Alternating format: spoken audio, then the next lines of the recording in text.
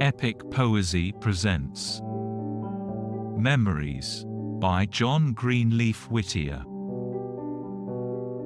A beautiful and happy girl, with step as light as summer air, eyes glad with smiles, and brow of pearl, shadowed by many a careless curl of unconfined and flowing hair, a seeming child in everything, save thoughtful brow and ripening charms, as nature wears the smile of spring, when sinking into summer's arms, a mind rejoicing in the light, which melted through its graceful bower, leaf after leaf, dew moist and bright, and stainless in its holy white, unfolding like a morning flower, a heart, which, like a fine-toned lute, with every breath of feeling woke, and, even when the tongue was mute, from eye and lip in music spoke.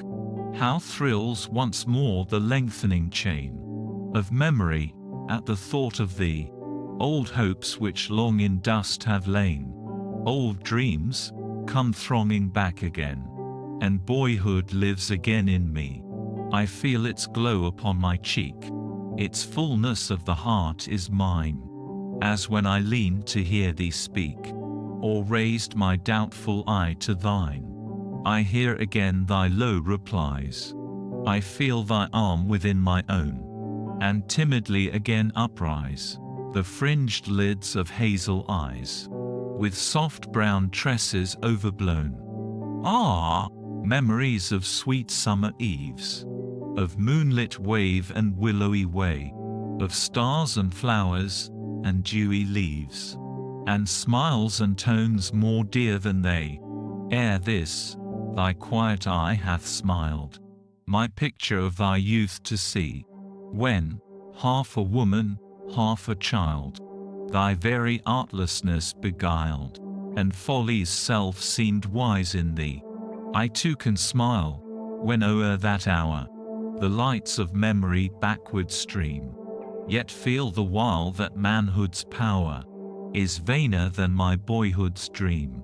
Years have passed on, and left their trace of graver care and deeper thought, and unto me the calm, cold face of manhood, and to thee the grace of woman's pensive beauty brought, more wide, perchance, for blame than praise.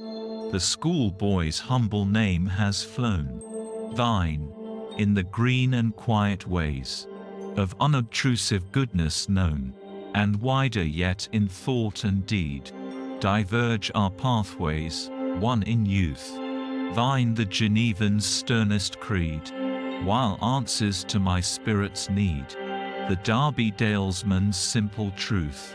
For thee, the priestly rite and prayer, and holy day, and solemn psalm. For me, the silent reverence where my brethren gather, slow and calm. Yet hath thy spirit left on me an impress time has worn not out, and something of myself in thee, a shadow from the past, I see, lingering, even yet, thy way about. Not wholly can the heart unlearn that lesson of its better hours, not yet has time's dull footstep worn to common dust that path of flowers.